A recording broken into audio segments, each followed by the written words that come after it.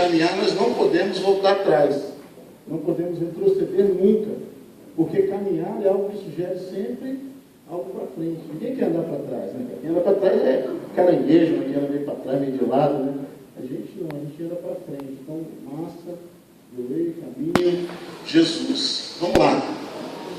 O tema que foi sugerido para a gente estar falando é evangelismo como estilo de vida. Falar de estilo de vida é algo muito vasto, né? Nós poderíamos aqui gastar bastante tempo só para falar de estilos de vida, como que a vida pode ser conduzida no sentido do estilo pessoal de cada um, né? Aquilo que é positivo, aquilo que é negativo, são diversos estilos, né? A moda está aí ditando estilos para todo mundo, tal, de vestimentas, de comportamento, de tanta coisa. Mas quando a gente fala de estilo de vida, no sentido do evangelismo, sendo um estilo de vida para cada um, aí já é algo bem mais sério. Já é algo que já vai mexer com uma responsabilidade de todo cristão. Porque quando nós ouvimos falar em evangelismo, ou em evangelização, normalmente nós pensamos nas programações, né? Ou nos eventos promovidos para que se atraia pessoas, ou nós pensamos também nas missões, né? Missões locais, missões transculturais, missões urbanas. E aí, quando nós pensamos nas missões, pensamos também nos missionários. E quando pensamos nos missionários, normalmente nós fazemos o que? Eu tenho orado por um missionário irmão fulano, que está lá na África, né? Ou então eu envio uma oferta financeira para ele, eu sou um dos seus mantenedores e coisa e tal, mas isso meio que te exclui, né? Porque o irmão fulano está lá na África, o outro irmão Beltrano está lá no Vale do Jequitinhonha, né? O outro está não sei aonde, você ora, você mantém, mas isso não te envolve. Então, está vendo como que, quando a gente fala de evangelismo, tem vários aspectos dessa questão que nós podemos tratar. Mas vamos lá. Eu queria que eu colocasse ali o slide. Então, vamos pensar no evangelismo primeiro, nessa questão da teoria, né? O que nós entendemos? É prático, acho que a maioria sabe disso. Mas evangelismo é tudo que envolve a ideia de evangelização, né? Então é um ismo a mais, né? Mais um ismo de tantos ismos que existem aí na nossa vida. Então, evangelismo, tudo que envolve, tudo que engloba uma visão de evangelização. E a evangelização é o ato ou ação de evangelizar. E evangelizar, compartilhar o evangelho. O que é o evangelho? É a boa nova, a boa notícia, é uma novidade, né? Uma coisa nova. Isso a gente aprende na escola dominical, né? A gente aprende nos cursos bíblicos, a gente aprende nas células, a gente aprende em vários lugares, né? Em várias oportunidades que a gente tem de estudar a Bíblia. Normalmente esse assunto é tratado. Agora, essa é a teoria. E na prática? Né? O que é o evangelismo na prática? Porque nós estamos falando de evangelismo como um estilo de quê? De vida, não é? Então, se você vai trazer o evangelismo para que seja um estilo de vida para você, então isso já vai envolver a sua prática, a minha e a sua prática. Pode trocar, irmão. Bom, vamos partir do texto bíblico mais conhecido. Acho que se apagar essa fileira aqui, fica melhor de enxergar, não fica não? Fica melhor. Aí, ó. Beleza. Tranquilo. Então vamos partir para o texto bíblico mais conhecido quando nós tratamos de evangelismo. Ide por todo mundo e pregar o evangelho a toda criatura, todo aquele que crê e for batizado será salvo. Isso? Em meu nome expulsarão demônios, falarão novas línguas, curarão os enfermos, aquela coisa toda. Então a gente conhece muito esse texto de Marcos, capítulo 16, versículo 15, que nós chamamos do Ide, né? Outros chamam da grande comissão, e é exatamente isso, é um texto muito conhecido. Nesse texto, Cristo está nos orientando para que todos os seus discípulos preguem o evangelho. Então, isso já nos mostra que pregar o Evangelho só por esse texto, sem precisar ler mais nada, sem precisar ouvir falar mais nada sobre evangelização, sobre evangelismo, só nos guiando por esse texto, nós já vamos entender que pregar o Evangelho é a missão de quem? De toda a igreja. Porque Jesus está dando essa ordem, está dando essa orientação para todos os seus discípulos, para que todos vão pelo mundo aí pregando o Evangelho. Primeiro, pregando o Evangelho onde? Primeiro, em todo mundo. E segundo, para quem? Para todas as pessoas, né? Para toda criatura. Todo aquele que crê e for batizado será salvo. Então, temos que pregar o Evangelho em todo mundo. E para quem? Para todas as pessoas. Essa orientação é chamada para todos nós acerca da proclamação do reino de Deus. Então, o Evangelho é a boa notícia, né? E ele precisa ser pregado. Pregado para quê? Para que o reino de Deus seja proclamado. Para que o reino de Deus se estabeleça na terra. Nós somos responsáveis por isso. Nós somos os proclamadores. Então, evangelizar é muito mais do que simplesmente fazer eventos que atraem pessoas para que elas ouçam alguém tocando ou alguém falando. É um compartilhamento, é uma proclamação de algo que vai muito além do que simplesmente vir à igreja e sentar aí na cadeira. Envolve a proclamação do reino de Deus. Não é o reino da igreja, não é o reino do pastor, não é o reino dos músicos, né? Dos levitas, como muitas vezes são chamados, mas é o reino de Deus, é o reino do Senhor. E esse reino, ele vem para promover paz, justiça e salvação aqui na terra. Para quem? Para toda criatura. Nós temos que proclamar esse reino. Então é a grande comissão universal para a salvação. Então, de maneira universal, em toda a terra, Deus chama os seus filhos para que proclamem o reino de Deus, para que proclamem o Evangelho. Isso é evangelização. Vamos mais adiante. Bom, 3 passos são necessários a todos nós, todos aqueles que desejam ter um estilo de vida que anuncie o Evangelho. Tomando como base, né, sabendo que o Evangelho é a boa notícia de Deus para nós, e que essa boa notícia é de que Deus enviou o seu Filho para salvar a todos aqueles que creem, né? Mas não é isso? Qual que é a boa notícia? Evangelho é boa notícia. Qual é a boa notícia que nós temos que proclamar ao mundo? Olha, não se preocupem mais, nós estávamos perdidos, mas aprove a Deus nos dar, prover para nós um Salvador. A gente estava aí, cara, não tinha mais salvação para nós, não tinha solução para a humanidade, a não ser que alguém derramasse o seu próprio sangue na cruz por nós, para tirar o lixo, né, cara, como a gente viu aqui, das nossas costas, para nos limpar, para nos lavar. Então a boa nova é o quê? É que Deus já proveu o Evangelho, já proveu Jesus para nós. Esse é o Evangelho, essa é a boa nova, essa é a boa notícia, a salvação para todos os homens. Então, partindo desse princípio, tem 3 passos que nós precisamos dar para compartilhar o Evangelho, para repartir esse Evangelho, para ter a evangelização como estilo em nossas vidas.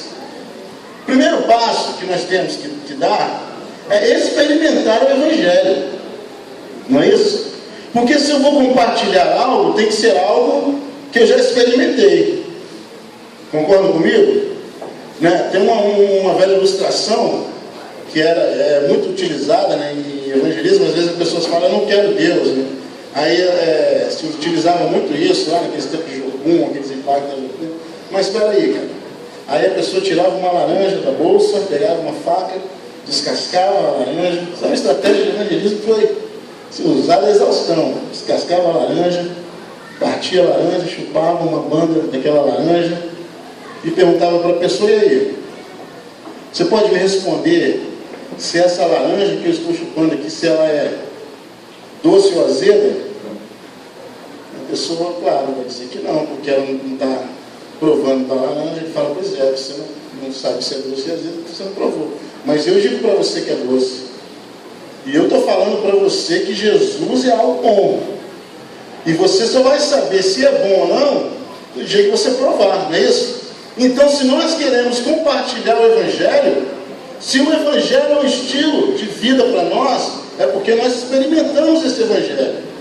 O que acontece, galera, é o seguinte, é que muita gente mesmo, tem tido um contato com Jesus, tem ouvido falar de Jesus, tem frequentado as reuniões da igreja, tem sentado nas cadeiras, tem cantado músicas, tem ouvido palavras, tem feito estudos, tem participado de células, mas não conhece o Deus a qual ele diz que crê. E a palavra de Deus diz que nós erramos por desconhecermos as Escrituras e o quê? E o poder de Deus. Não é isso? Então, se é errado desconhecer as Escrituras e o poder de Deus, logicamente que nós, se desconhecemos, não temos o que compartilhar. Então, o primeiro passo, nós precisamos experimentar o Evangelho ao qual nós propomos para que as pessoas aceitem. É aí, essa frase que eu gosto muito de citar, que é um dos lemas da Jocum: conhecendo a Deus para torná-lo conhecido. Então, se você quer que as pessoas conheçam a Deus, primeiro, conheça você a Deus. Conheça a Deus primeiramente. Se envolva com Deus, experimente as coisas de Deus, se encha das coisas de Deus. E então você vai poder compartilhar acerca de Deus. De que forma? De forma prática e experimental. Você experimentou, você sabe o sabor que tem. E aí, uma vez que você experimentou o Evangelho, você precisa de um segundo passo, para que esse estilo de vida, de evangelismo, dê continuidade. Qual que é esse passo? Viver o Evangelho. Porque se eu conheço algo, e agora eu quero compartilhar esse algo que eu conheço, isso precisa ser parte da minha vida. Não pode ser, mas em caso de pregar o Evangelho, de compartilhar o Evangelho, nós não podemos usar aquela famosa frase que diz: faço o que eu digo, mas não faço o que eu faço. Está errado. Isso aí, em se tratando de cristão, em se tratando de pregar o Evangelho, não pode ser algo na prática. Porque você vai pregar algo que você faz. Se você não faz, não prega. Sabe? Se você não faz, não prega, cara. Porque senão a vida pode te pregar peças. Sabe? Então, o segundo passo do Evangelho é para ser vivido. Para que você possa compartilhar algo que você realmente vive. Para que você não fale de algo que seja apenas palavras ao vento. Né? Então aquilo que se prega deve ser antes de tudo vivido. E a terceira coisa é compartilhar o Evangelho. O Evangelho é algo para ser compartilhado, não pregado aleatoriamente, não lançado aleatoriamente aos ouvidos das pessoas, mas é compartilhado. Você divide. Em Atos, no capítulo 2, do capítulo 2 até o capítulo 4, né, fala sobre a comunhão da igreja, sobre a comunhão do corpo de Cristo, da igreja primitiva. E tem algo ali inserido ali que eu acho tremendo, de uma riqueza muito grande, que diz o seguinte: que os irmãos tinham tudo em comum, não é isso? E que de casa em casa eles repartiam pão, perseveravam na doutrina dos apóstolos, né? Perseveravam no templo e na doutrina dos apóstolos, e de casa em casa repartiam pão, contavam com a simpatia de todos, de forma que Deus acrescentava diariamente os que haviam de ser salvos. Olha só que método de evangelismo mais lindo, cara. Nenhum evento foi feito, nenhuma peça teatral teve, nenhuma banda tocou, nenhum pastor convidado pregou, mas os caras repartiram o pão de casa em casa, perseveravam no templo, na doutrina dos apóstolos, e eles contavam com a simpatia de todos, de tal forma que Deus acrescentava diariamente aqueles que haviam de ser salvos. Isso não é tremendo? A vida dos caras pregava muito mais do que as palavras. O exemplo que eles davam, que eles viviam, pregava muito mais de forma que diariamente as pessoas iam sendo salvas, apenas por aquele compartilhar, por aquela vida, por sentarem, comerem juntos, beberem juntos, falarem acerca das suas experiências, e as pessoas iam ouvindo e iam querendo saber o que era aquilo, e elas queriam para a vida delas também. Tremendo, não é? Muito legal. Vamos lá, mais um slide aí. Essa parte aí é muito boa. Evangelizar é uma expressão do ser. Você evangeliza, você fala do Evangelho por algo que você é, não através de algo que você faz, mas como expressão daquilo que você é. Então evangelizar é uma expressão do ser. Vamos caminhar sobre isso aí. Um texto muito pouco citado acerca da proclamação do Evangelho é Atos capítulo 1, versículo 8. Porque, como eu disse, o mais conhecido, o mais usado, é Marcos 16, 15. Não é isso? Mas em Atos capítulo 1, versículo 8, fala uma coisa: mas recebereis poder ao descer sobre vós o Espírito Santo, e sereis minhas testemunhas, tanto em Jerusalém, como na Judéia e Samaria, até os confins da terra. Vamos prestar atenção nesse texto. Vamos destacar apenas duas pequenas frases desse mesmo texto. O texto inteiro é: e recebereis poder ao descer sobre vós o Espírito Santo, e sereis minhas testemunhas em Jerusalém, na Judéia, Samaria, até os confins da terra. Não é isso?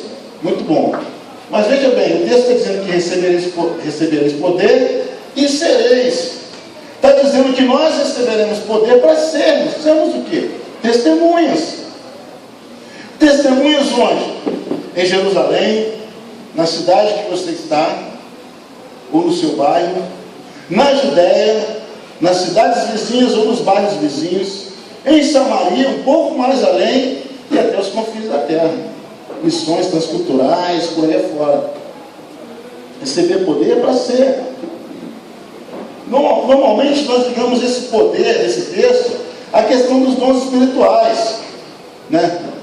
A galera que é pentecostal, nós que somos aí neopentecostais, que estamos nesse lance de poder do reteté, né, que é tal do mistério, disso, daquilo. Normalmente a gente pensa nesse receber esse poder como esse poder sobrenatural dos dons espirituais, das manifestações espirituais, que eu não estou dizendo que é ruim, não. Mas esse texto está falando de algo totalmente diferente. Então nós temos que tomar cuidado para não distorcermos o sentido do texto. Porque o texto está falando de uma capacitação do Espírito Santo de Deus, a fim de que nós testemunhemos sobre Ele, a fim de que nós sejamos testemunhas em Jerusalém, na Judéia, Samaria, até os confins da terra. É o revestimento do Espírito Santo de Deus que nos faz refletir a vida de Cristo, a fim de que a nossa vida fale mais que nossas palavras, ou seja, a fim de que esse Evangelho, de que essa vida de Cristo seja um estilo de vida para todos nós. Então o Evangelho é sim estilo de vida, né? Evangelismo é sim estilo de vida. O texto está falando para nós que o Espírito Santo de Deus é quem nos capacita a fim de que nós tenhamos esse estilo de vida, a fim de que nós sejamos suas testemunhas. Então é uma capacitação de Deus para que nós sejamos. Esse texto diz que ser alguém é mais que fazer algo, é ser filho de Deus, ser testemunha, aquele que testemunha do Pai. No primeiro capítulo do Evangelho de João, nós vemos que a tantos quanto o receberam, deu-lhes o poder de serem feitos filhos de Deus. E olha só que legal, mais um texto falando acerca de receber poder para ser o quê? Ser filho de Deus. Então a capacitação que nós recebemos de Jesus através do seu Espírito é para que nós sejamos seus filhos. Pode pôr mais um livro aqui. Ainda no livro de Atos, no capítulo 11, vamos encontrar uma das maiores revelações acerca do estilo de vida que anuncia a Jesus. Em Atos, no capítulo 11, no versículo 26, diz que em Antioquia, pela primeira vez, os discípulos foram chamados de cristãos. É algo que a gente precisa pensar. O que significa isso? Por que em Antioquia, pela primeira vez, os discípulos foram chamados de cristãos? Então a gente precisa conhecer o que aconteceu ali em Atos 11, do versículo 1 ao 26. O que aconteceu ali foi o seguinte: Paulo e Barnabé foram para Antioquia. Barnabé já tinha ido lá, voltou, viu a necessidade que havia lá, pegou Saulo contigo, levou para Antioquia, e eles ficaram ali um período de 1 ano. Nesse período de 1 ano que eles ficaram em Antioquia, galera, eles começaram a ensinar o Evangelho de Jesus lá para a galera lá. E ensinar o Evangelho naquela época era isso mesmo, era ficar junto lá, e eles ficaram 1 ano lá junto com os caras, e compartilhando o Evangelho, sentando junto com eles, andando junto com eles, e eles olhando para a vida deles, e eles refletindo a vida de Jesus para aqueles caras lá, para aquela galera de Antioquia. E aí, depois do período de 1 ano, eles viram que a galera já estava sadia, já estava lá, toda madura, toda beleza, a ponto deles poderem sair de Antioquia. Se despediram da galera lá, foram embora. O que aconteceu? Eles começaram a viver a vida deles lá, baseados naquilo que eles aprenderam com Barnabé e Saulo. Certo? Começaram a viver aquela vida ali, coisa e tal. Diz o texto que ali em Antioquia, pela primeira vez, os discípulos foram chamados de cristãos. As pessoas começaram a olhar para aquela galera lá de Antioquia, viram o tipo de vida que eles estavam vivendo e disseram assim uns para os outros: espera aí, cara, presta atenção nessa galera aí. Ô maluco, dá uma olhada naqueles caras ali, cara. Imagina, os caras lá na venda, lá, né, comprando alguma coisa lá na mercearia, no supermercado, sei lá onde, na loja lá, comprando uma bermuda, um tênis. Aí os caras olharam assim: olha aqueles caras ali, velho. Diz pra mim, eles não parecem com Jesus? Rapaz, a cara de Jesus, bicho. Você chegou a ver ele lá em Jerusalém, cara? Pô, cara, eu vi sim. Olha os caras, igualzinho, cara. Meu irmão, isso é tremendo. Em Antioquia, pela primeira vez, as pessoas foram reconhecidas, foram identificadas com o próprio Jesus. Porque a palavra cristã é exatamente isso.